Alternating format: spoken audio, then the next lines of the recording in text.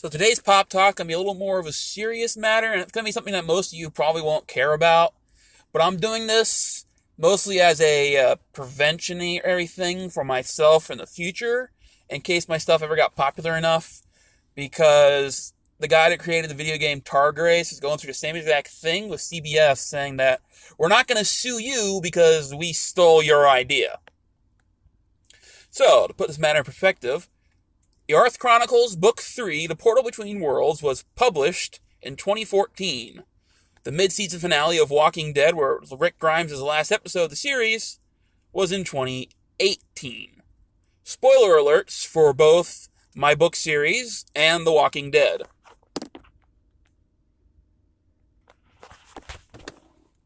How this came to be. I usually don't watch The Walking Dead. I don't really bother with it, because I'm not really into the zombie stuff and all that. And I got curious enough to watch it. So I did. And it seemed extremely familiar to me. To a point where I actually thought they ripped me off completely.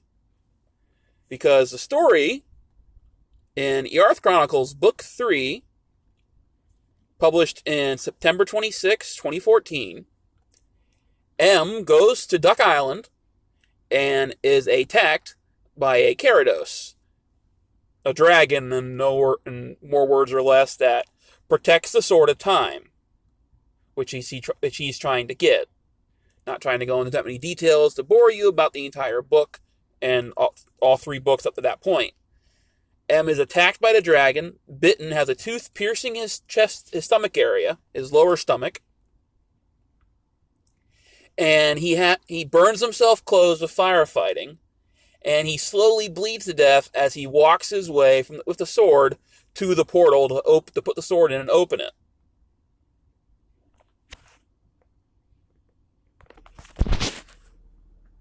The Walking Dead 2018. Rick Grimes falls off his horse, gets pierced in his lower stomach, holding on to it just like M does, although M burns his closed. Rick continues to bleed. He slowly walks. He blacks out and sees friends have died, but yet he's still slowly walking to a place of safety. And he blows up a bridge, making it look like he died. But then he didn't die. Massive spoiler here. M dies. He dies on the portal with only three. He falls in the portal with only 3 heartbeats left. He gets frozen in time in book 4, and at the end of book 4, when he finally gets back to the seconds that he has left of life, he dies. And then there's other story parts of it that I'm not going to get into because it doesn't really matter. But same old, same old. They both get stabbed in the abdomen. They walk slowly to a point where you think they're going to die. They go out heroically, and then they don't die. Only reason I'm bringing this up is CBS is pulling this thing with a guy who made a video game called Tardrgads and Star Trek Discovery, and I don't want that kind of shit happening to me, because I'm pretty sure if my luck, AMC would win, because I don't have the best of luck in the world. If you want more stuff about this, there's tons of stuff people talking about it, because a lot of people hate Discovery and they'd be happy to see it pulled. But I think this is mostly a case of great minds think alike, because I do rewrites of my stories, and I quote-unquote print them or publish them so that I can edit them without having to pay hundreds of dollars in printing stuff for like $8 or so from the publishing company that I used. So my stories are live on the internet for anybody to have, and like my stuff has been stolen. Like my one book, who you can't buy but has been stolen over 4,000 times, RoboSlave. This one, a couple people did buy this one before it was edited properly, and this was my first draft. Well, in my rewriting or editing of the story, I decided to have M's back get broken, and he slammed up against the rock wall of the ravine he's in, and Brian carries him to the portal because his spine's broken and he can't walk. So I am 99.9% sure it is purely a case of mistaken identity, but there's no way in hell I want anything to happen to me like it is the Tardrgads guy. Luckily for him, it looks like he is winning, but I don't think my self-publishing thing would really help me that much. And I know there are more than a few copies of my original draft floating around the internet.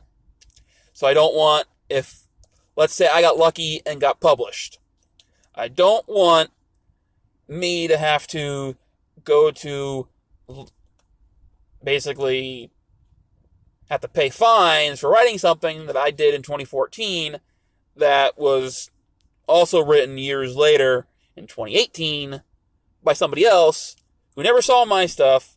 I never saw his stuff. It was a complete coincidence. So, that's the pop talk for today. Have a good one.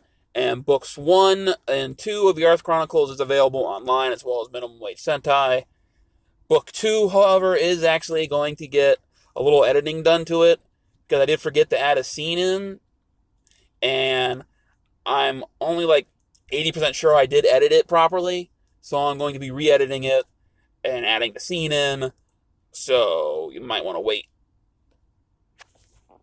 Have a good one. Although book 1 is 100% done, I'm not going to change anything about it. It is complete.